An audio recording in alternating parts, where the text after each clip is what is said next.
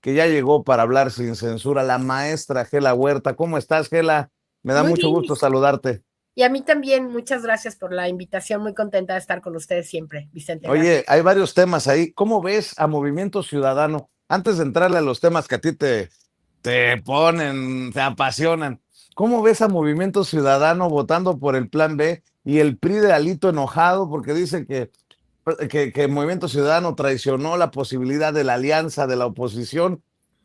Qué cosas tan interesantes en la Cámara de Diputados, querida Gela. Por cierto, oye, Gela, no te da vergüencita a veces ver cómo termina siendo un circo, ¿no? Mentadas de madre. Perdón por lo que voy a decir, pero así se expresan desde la tribuna algunos mierdas, mentadas de madre. No, no, no. ¿Qué cosas? Yo pensé que nada más era cosa de Lili Telles y ya te das cuenta que tristemente hay algunos que buscan hacer eso, un circo en desafortunadamente las cámaras. Lo decía Dolores Padierna hoy en la entrevista que vi, súper interesante, y te felicito por el trabajo periodístico que estás haciendo. Y me encantó la entrevista y ella en alguna parte, fuimos compañeras diputadas, Dolores y yo, y además es una querida compañera que le tengo gran admiración y cariño.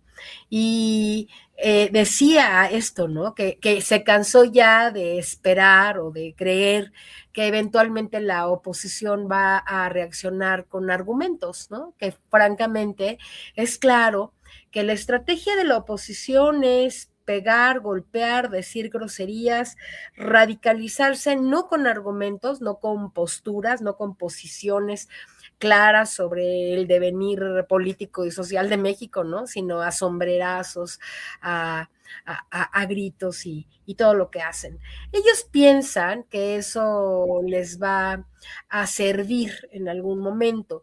Y yo creo que la oposición tiene el gran error de no comprender que están en una situación en la que podrían construir una narrativa, ¿no? Y una argumentación como bloque para poder realmente convencer al público que está de acuerdo con ellos sobre ciertas cosas, pero no lo hacen porque no le entienden. Y esto me lleva a hablar de la postura del movimiento ciudadano. Creo que quien sí lo ha entendido y lo está entendiendo es Movimiento Ciudadano, un partido que ha ganado, ¿no? El aprecio de mucha gente, a mi opinión, de manera lamentable, la verdad, porque no les creo, pero ha ganado el aprecio de mucha gente justo porque su postura es muy diferente a la que es el PRI y el PAN, ¿no? Movimiento Ciudadano es un partido que estaba atrás de los votos y hace lo que sea para que la gente vote por ellos, ¿no? Gastar millonadas de dinero en la publicidad allá de Nuevo León, del gobernador y sus hijitas, ¿no? O Pero pues tenemos que darles crédito, Gela. Por lo lo menos saben hay hacer, que darles crédito por los números. sí, Tienen mejores números que el PRI y lo tienen saben. mejores números que el PAN. Es cierto, Vicente, yo sí les doy el crédito de que lo saben hacer, sí le están entendiendo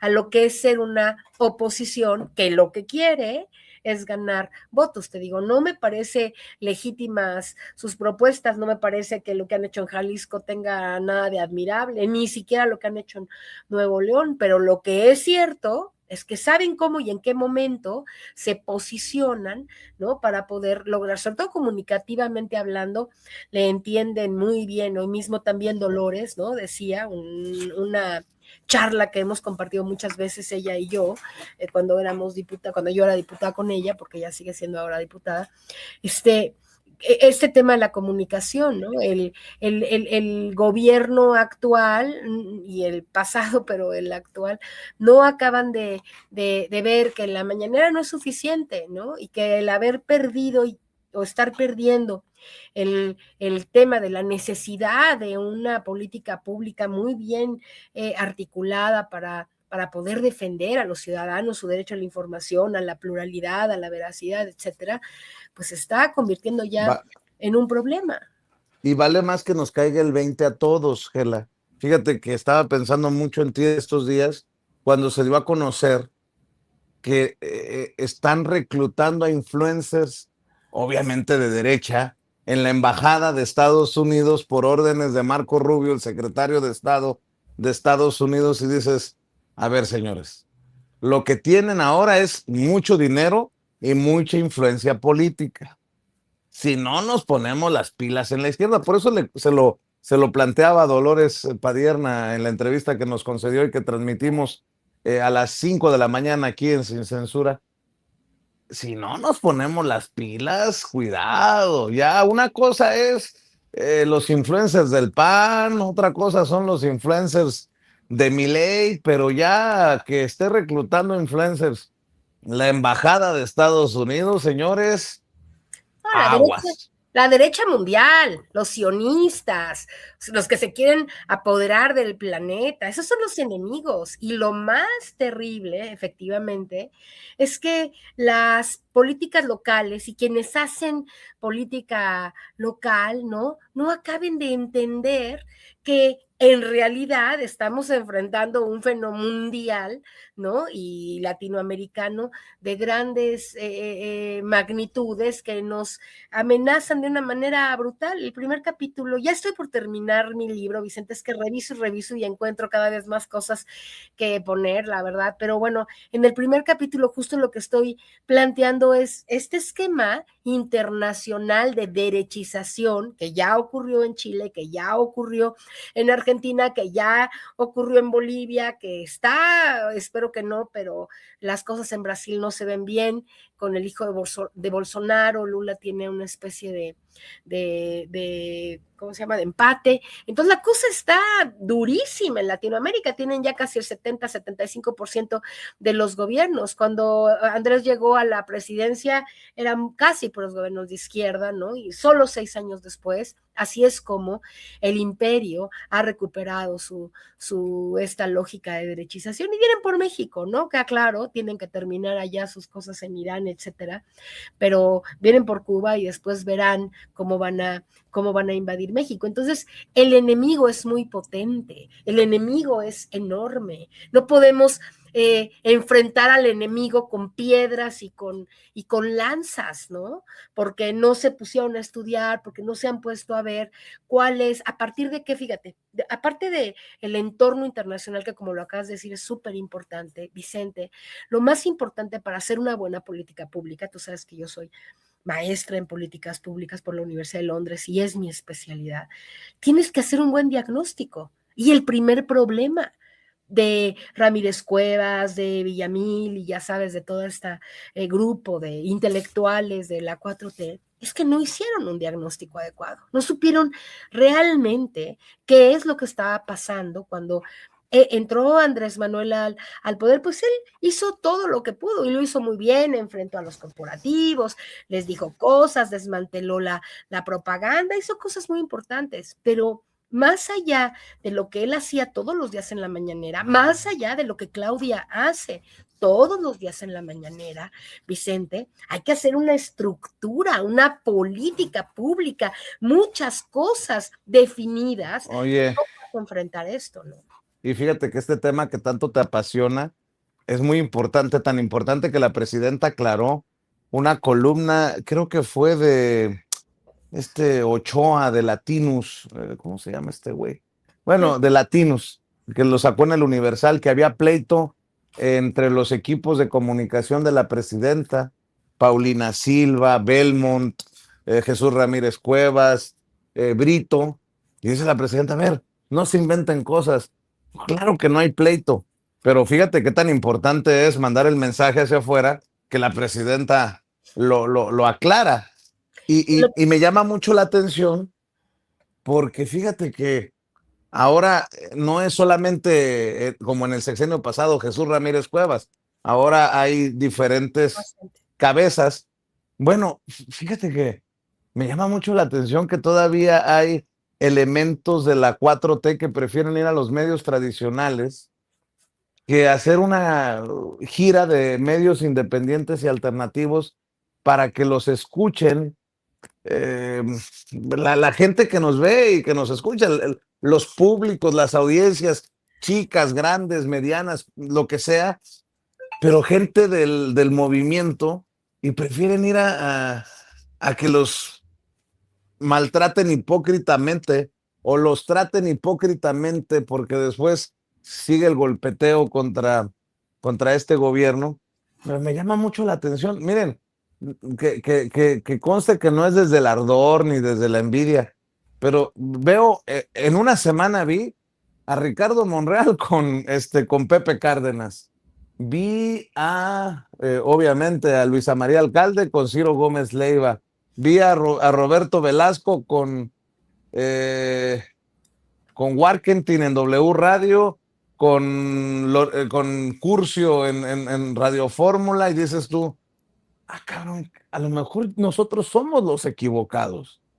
A lo mejor nosotros somos los que estamos insistiendo en una estrategia, y la verdad, la estrategia que funciona es la de los medios corporativos. No lo sé, querida Gela. Te cuento porque hay cifras que nos ayudan a entender este dilema. Primero, voy a conectar esto que acabas de platicar y que es muy importante, ¿no? Porque los funcionarios de Morena, del gobierno, prefieren ir a los medios convencionales, con esto que acabas de decir de los 3 personajes, que si no en pleito, seguramente eso ya es la derecha metiendo cizaña, pero sí, digamos, de manera separada, ¿no? Brito, Paulina y Cuevas están intentando, me parece a mí, que si no en pleito, sí de manera muy desarticulada, están intentando hacer una estrategia de comunicación más compleja, y obviamente, la verdad, no creo que lo estén logrando. A ver, ¿qué están leyendo los funcionarios de Morena? Bueno, están leyendo los siguientes datos duros que te voy a dar. El 74% de las personas, Vicente, en este país consumen contenidos por radio y televisión por más de 2 horas al día. La radio, el 33 millones de personas la consumen 3 horas al día. 3 horas, entre 2 y 3 horas, el 74% de la gente ve la televisión y la radio abierta, porque solamente un 20 y tantos % paga televisión, está de paga, entonces la gente realmente está viendo la televisión y la radio abierta. Además de que lo leen los funcionarios, porque todos los funcionarios dicen, a ver, si yo me presento en televisión o me presento en radio, ¿no? Con W, Walkertin o quien sea, si yo voy a esos medios, me va a ver mucha más gente que la gente que me ve en los medios digitales. Y un poco se equivocan, porque si bien es cierto que los medios digitales no tienen una cobertura, más bien, si tienen, hay más del 50% en este país tiene o tenemos una conexión fluida a Internet, es decir, estás en tu casa y estás viendo el noticiario de Vicente Serrano, ¿no? Puedes bajarlo, puedes verlo, te cuesta lo mismo que pagas mensualmente, etcétera. Pero el otro 50% de la gente no puede hacer, estoy explicando qué significa una conexión fluida a Internet, porque alguien puede decir, yo tengo Internet, me voy al kiosco del pueblo, me pongo mi teléfono y me baja Facebook. Pues tienes Internet, pero no tienes una conexión fluida porque no puedes bajar el programa de Toño Ruiz o de los periodistas o la mañanera, ¿verdad? Porque te va a consumir una cantidad de datos que no te alcanza, etcétera, etcétera. Pero fluida, sí hay más del 50% de gente que tiene esta conexión a los medios digitales. Ahora, ¿qué pasa con los medios digitales, con las plataformas? Que a veces, como está muy dispersa la información y hay mucho, entonces estas personas creen que no hay no se les garantiza la audiencia, ¿no? Tú tienes 1 millón de seguidores, pero los que ven a lo mejor el programa diariamente son 50,000 o 80,000 o 30,000 personas, las que sean. Entonces, ellos, ¿no? Minimizan que contigo los van a ver solo 50,000 personas o 30,000, y si van a W Radio, o si van a Televisa, o si van con Ciro, los van a ver tantos y cuales. Eso mismo se refleja también en el dinero que sea la publicidad. Fíjate lo que te voy a decir, te vas a impresionar, te va a encantar, la verdad, la información que tengo, y ya estoy, ahora sí, prometo, estoy a todo vapor dándole a este texto, pero creo que ya el lunes o estos días acabo. 10 medios de comunicación, Vicente, se llevan el 50% del pastel presupuestal. O sea, no solamente los funcionarios leen eso, también lo lee el que reparte el presupuesto. Y le da Más o menos vamos a hablar de un promedio para no confundir a la gente, pero el dato es más o menos un promedio de 3,000 millones de pesos. 3,000 millones de pesos de gasto federalizado. Ahorita no hablamos de los estados, pero vamos a hablar porque es súper interesante. El gasto federalizado es de 3,000 millones de pesos. Con Peña Nieto por año fue de 10,000 millones. Llegó Andrés Manuel y le bajó al 70%. Bueno, aunque le baja al 70%, se concentra de manera brutal ese presupuesto, esos 3,000 millones de pesos, de esos 3,000 millones de pesos, 1,500 millones se le dan solamente a 10 medios. Solamente a 10 medios. Bueno, pero algo peor, Vicente. A los periódicos, a la llamada prensa escrita, le dan el 18% y a los medios digitales solo el 12%. Ni siquiera le dan más a los medios digitales a nivel federal, ¿no? A los medios digitales que a la propia prensa escrita. Y el resto del dinero se va en gastos a medios públicos, cosas de organización, videos, etcétera, ¿no? Entonces, tampoco es muy transparente la manera en cómo se gasta el dinero, pero más o menos encontrando y buscando mucha información, estos son algunos de los datos. Pero te vas para atrás. ¿Sabes cuánto se gastó en publicidad estatal en el año pasado? Más de 10,000 millones de pesos. O sea, se transfirió. Los estados. Se transfirió el gasto de publicidad oficial, se transfirió a los estados, nada más en el Estado de México. La maestra Delfina, en lo que lleva de gobierno, ha gastado 1,100 millones de pesos en el Estado de México, 1,100 millones de pesos en publicidad. ¿Y qué crees? Ahí sí, en los estados, la mayoría del dinero se va a las plataformas, pero no a los programas de Vicente o de Toño, no, a Meta, Facebook, a YouTube, a X, ¿no? A las plataformas y a quienes administran, ¿no? Estas plataformas que le venden al gobernador o le venden al gobierno de Campeche, ¿no? Que te voy a hacer publicidad, no sé qué. Y entonces, 62% del dinero de la publicidad estatal se va a las plataformas digitales, el otro dinero se va, no a plataformas, sino a quienes administran, bueno, sí a plataformas, ¿no? A quienes administran, quiero decir, no es que financien un programa específico, sino se va a Meta, ¿no? Para que veas todo el día la foto de la gobernadora X, ¿no? Esto es muy relevante, Gela, déjame decírselo a la audiencia, porque entonces puedes medio entender, está para confirmarse, ¿no? ¿Por qué Latinos está tan machuchón? Exacto. ¿Por qué Alarraqui no desaparece? ¿Por qué Código Magenta de Garza está todo lo que da? Y todas estas plataformas derechizadas. Están recibiendo miles de millones, fíjate lo que te digo, miles de millones de los gobiernos estatales, ese tipo de plataformas y programas. Y no hay tampoco transparencia clara en cómo es una cosa terrible. Y la ley actual, desgraciadamente, tampoco genera que haya esta transparencia. De modo que si tú eres el gobernador de Sonora, ¿verdad? Y viene los administradores de tal y te dicen, yo te voy a poner o no vamos a hablar mal de ti en los programas fulanos y no, entonces suelta, fíjate, Puebla, después del Estado de México que ha gastado hasta ahorita 1,100 millones de pesos, está Puebla, Oaxaca, Quintana Roo, Coahuila, en un aproximado, tengo los datos duros, pero bueno, ahí para eso está el libro, pero a un aproximado de 400, 500 millones al año. Pero uno se pudiera imaginar que si son gobiernos de la 4T, está mejor invertido, mejor distribuido, ¿no? No está, porque ellos están viendo, fíjate qué lamentable, ¿no? Ellos están viendo, no está mejor distribuido, le dan más dinero a ¿cómo se llama esa de la Raki TV, ¿no? A Latinus y a las Raki, etcétera, que a ti o a Toño. ¿Por qué? Porque en la percepción de ellos, y es cierto, esos programas tienen altos o manifiestan tener, no sé exactamente, también pueden ser bots pagados, pero pues nadie tiene acceso a esa información, tienen y manifiestan tener millones de seguidores, ¿no? Loret de Mola tiene 7 millones de seguidores en las redes. Carmen Aristegui, otros tantos millones, el otro López Dóriga.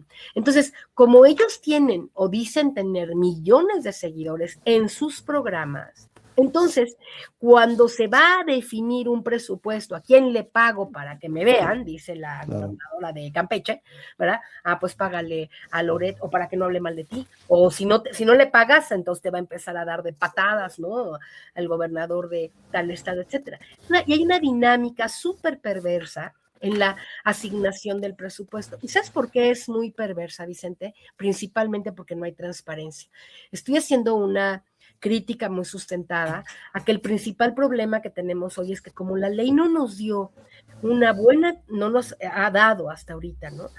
Por lo menos la nueva ley, una real transparencia, ni en materia de adjudicación de presupuestos, ni tampoco en materia de que los concesionarios no tienen ningún límite para mentir ya, o sea, ya tienen licencia total para mentir y decir lo que quieran, nada ni nadie los castiga en materia de contenidos.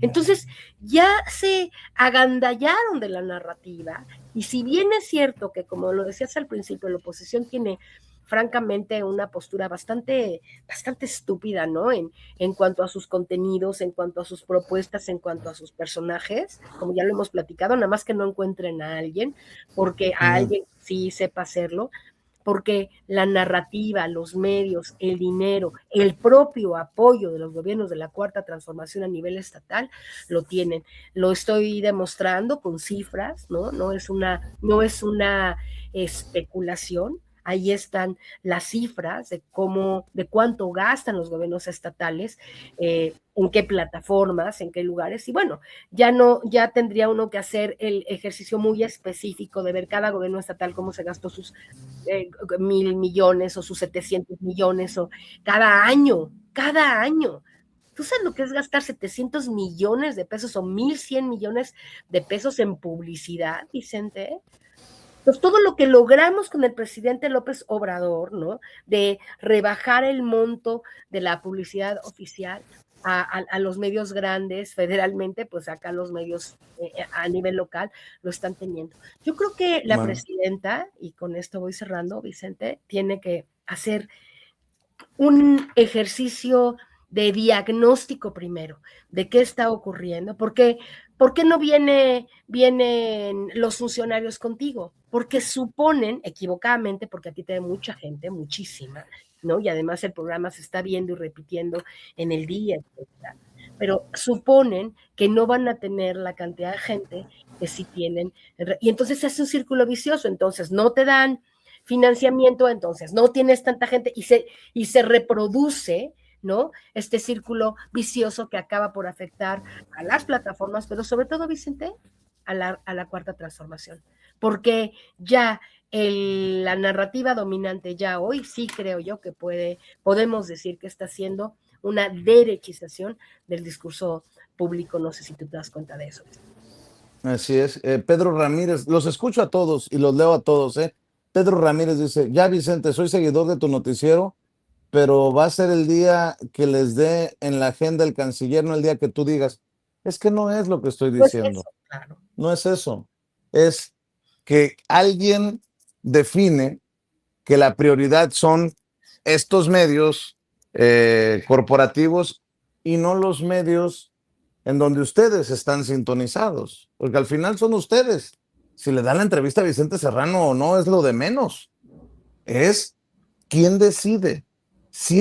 Además, si esos medios no están comprometidos con el tema de los mexicanos en el exterior, ¿quién les dijo que se merecía esa exclusiva? No solamente como ejemplo, ¿no? Y estoy de acuerdo, Pedro, a lo mejor yo soy el exagerado y el del problema. Querida Gela Huerta, ¿por qué no cerramos invitando a la audiencia a tus redes? Pues que vean nuestras publicaciones en Voces del Pueblo, que se animen a venir el 25 de abril aquí a la Ciudad de México, al Teatro del Sindicato Mexicano de Electricistas, ahí en Insurgentes. A las 10 de la mañana tendremos una movilización, una gran asamblea de las Voces del Pueblo, porque entre otras cosas, Vicente, estamos pidiéndole a la presidenta que considere la posibilidad de escuchar nuestros argumentos, de escuchar nuestros datos duros, de que sepa realmente que hay un grupo muy grande de personas, no solamente ciudadanos sencillos, sino también académicos, investigadores, profesionales en muchas áreas diferentes, que estamos viendo los problemas y que queremos ayudar y que queremos participar. Y estas son las voces del pueblo, fundadores, militantes, históricos, ¿no? Simpatizantes de Morena, que de alguna manera somos un pensamiento crítico. Decimos, bueno, mira, hoy me mandaban un artículo también de bueno, de uno de los personajes del periodismo de antes, ¿no? Hablando súper mal de Ramírez Cuevas y diciendo que ya no le alcanza la publicidad, que ya no les alcanza la publicidad, ¿no? La vulnerabilidad fiscal de la economía mexicana, la propaganda ya no alcanza, ¿no? Dice Raimundo Riva Palacio. Entonces, no lo cito, no es mi fuente, prácticamente nunca, pero toca el tema de no puedes tú blindar a un gobierno nada más con dinero y nada más con publicidad. Hay que hacer una estrategia completa de comunicación. Este tema, perdón, muy rápido, lo último que acabas de decir de que te van a quitar el dinero, si la UIF te cierra tu cuenta o no. Hay grandes e importantes explicaciones que la gente puede saber y que se le pueden dar acerca de que esto no va a ocurrir a menos de que haya movimientos ilícitos. Y si hubiera un movimiento que se lee como ilícito y no es, ayer lo decía uno de los abogados, un abogado, si hay un movimiento que la UIF se equivocó, tú puedes apelar, ¿no? Rápidamente y decir, oye, no, se están equivocando, yo demuestro aquí que no, y entonces te dan inmediatamente, te dan tus cuentas, etc. Pero el problema es que no hay información accesible. Entonces, la oposición avienta lo que acabas de decir ahorita, ¿no? Lo que acaban de decir los opositores, las cuentas las va a cerrar la Wi-Fi, te van a agarrar tu dinero, y pura mentira. ¿Y quién está aclarando, Vicente? Aparte de ti, aquí ahorita, por ejemplo, que estás diciendo, no, eso no va a ocurrir, no ocurre así. Hay argumentos técnicos muy claros. ¿Y dónde los estás oyendo? ¿Dónde los están diciendo? ¿Quién los está diciendo y cómo? Este es el problema. Bueno, Vicente, muchas gracias por la entrevista. Espero que nos veamos más seguido porque ya te extraño y te deseo siempre lo mejor a ti y al público, querido Vicente. Gracias, mi querida Gela Huerta, la querida María de Los Ángeles Huerta del Río, hablando con nosotros sin censura. Y bueno, del tema de la UIF es solamente uno que traen en cobertura, en estrategia, los de la oposición mediática y política. ¿Qué me dicen del fracking? La presidenta ya rompió con López Obrador por el tema del fracking. Hay que hablarlo con Víctor Aramburu, el doctor Víctor Aramburu Cano, que ya también llegó y que seguramente está al pendiente de este tema. La presidenta Claudia Sheinbaum Pardo ayer incluso hizo la aclaración extendida de qué es lo que verdaderamente busca, y hoy Raimundo Riva Palacio, más allá del fracking, es la ruptura política entre López Obrador y Claudia Sheinbaum. Bueno, por eso les digo que hay que estar truchas, porque cuando no es Chana es Juana, ningún chile les embona, y no es ya más allá de la broma, son las estrategias, a ver qué chicle les pega para agarrar. Miren, ¿qué victoria han tenido los de la oposición en los últimos días? La presidenta aceptó que sí había una mujer asoleándose las piernas en Palacio Nacional. Pero bueno, mi querido Víctor, hay que seguir hablando de estos temas que son importantes, como de la soberanía energética, que al final ese es el meollo del asunto, es lo profundo de lo que plantea la presidenta. Hay que seguir buscando la soberanía energética de nuestro país. Sí, Vicente, buenos días a ti y a la familia de Sin Censura que nos está viendo. Sí, justamente